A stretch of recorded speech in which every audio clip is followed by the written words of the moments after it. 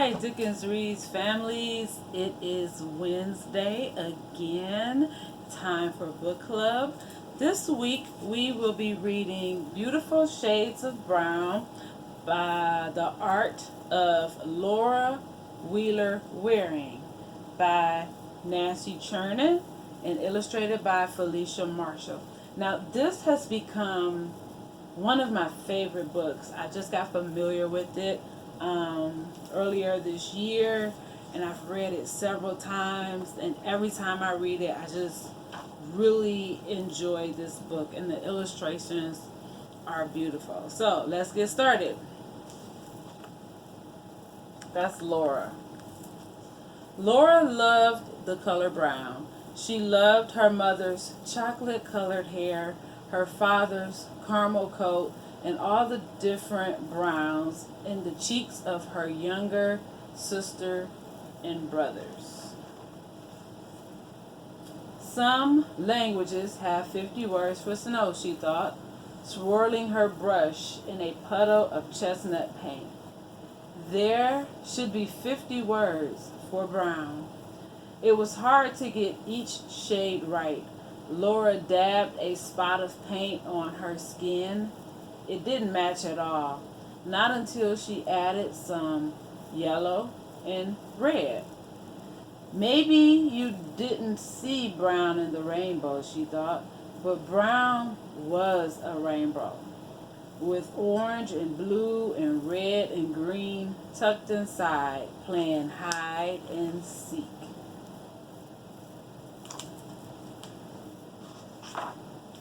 Laura spent hours mixing and blending, trying for the precise shade of russet crinkles by her father's eyes and the coffee-colored creases in her mother's hand. She bribed her sister and brothers with peppermints to sit while she tried to capture all their colors. One day she dreamed her paintings would hang in museums and everyone would see how much color brown could hold.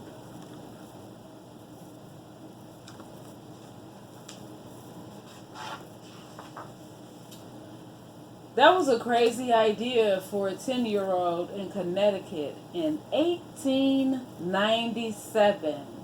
1897. African Americans had separate neighborhoods, churches, and schools.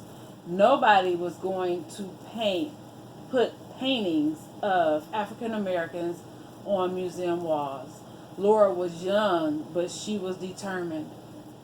Maybe there weren't portraits of African Americans in museums yet, but she could turn her room into a gallery. At least there, her sister and brothers could see pictures of people with all different shades of brown smiling back at them.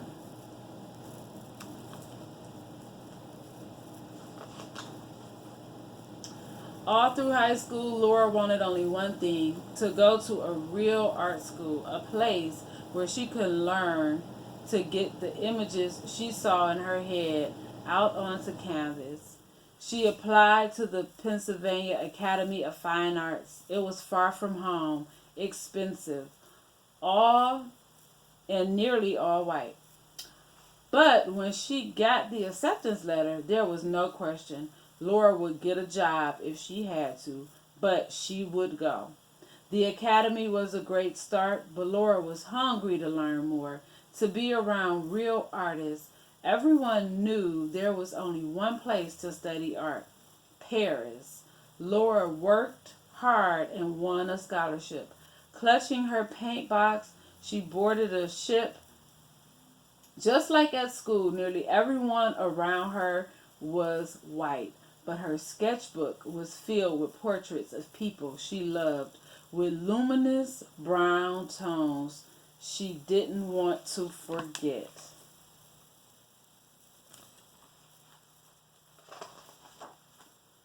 In Paris, Laura visited museums and studied the paintings of Monet, Manet, and Cézanne. I hope I pronounced that right. She set up her easel in the Jeu de Paume and copied the green skin of Lautrec's singers, the blue faces of Matisse's women, and caramel bodies of Gauguin's Tahitians. All the different ways people could be painted reminded Laura of what she had wanted from the start, to paint portraits like the people she knew, people full of beautiful brown shades. That's Laura in Paris. Back home in Philadelphia, Laura heard about a young African American singer performing Handel's Messiah at the Union Baptist Church. Marian Anderson was just a teenager, but when she walked out on stage, she held her head high as a queen. Then Marian sang. She didn't sound young at all. Laura's eyes filled with tears. It was as if she was hearing what she had been trying to paint for so long. Marian's notes rose and danced about her in beautiful shades of brown. One day I am going to paint Marian Anderson, Laura promised herself.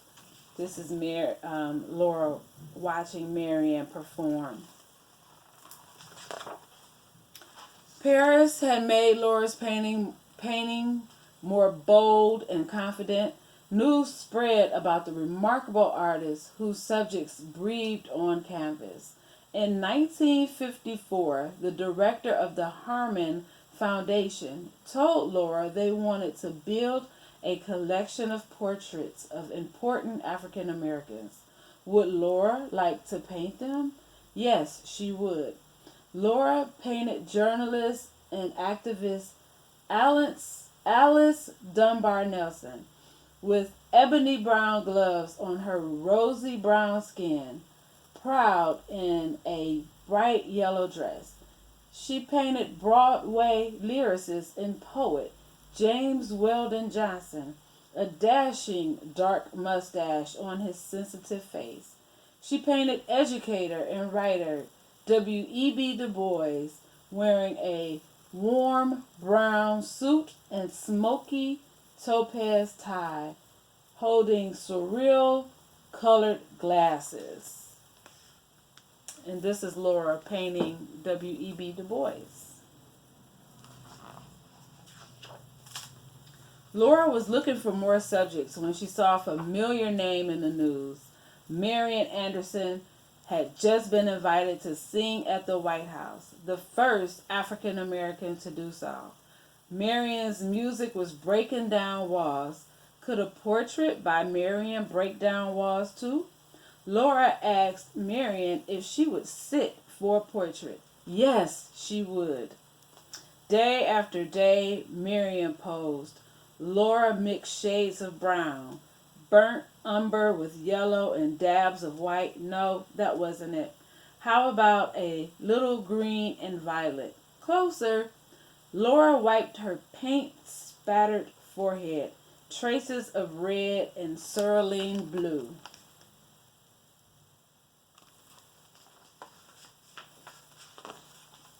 Laura looked at Marian and saw again the teenager singing so soulfully years ago. She heard again the music in all its beautiful shades of brown. She felt the melody travel down her eyes as she dipped her brush into the paints of her palette and found the exact luminous shade of Marian's beautiful brown skin, her gown, the room.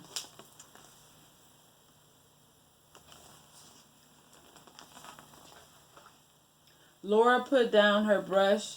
She held her breath as Marian studied the painting, hoping the great singer would see her spirit mirrored there. Marian smiled. Yes, she did. Remember, she promised herself that she was going to paint Marian Anderson? Here it is. People flocked to see Laura's paintings as they traveled across the country. After the tour, the Smithsonian Institute in Washington, D.C. hung Laura's paintings in the National Portrait Gallery. Now, her portraits weren't hidden in the bedroom, but hung in gilt frames on the walls of a real museum. Now everyone could see the rainbow shining through each tone of brown, and children like her nieces and nephews could see faces like theirs and how beautiful they were.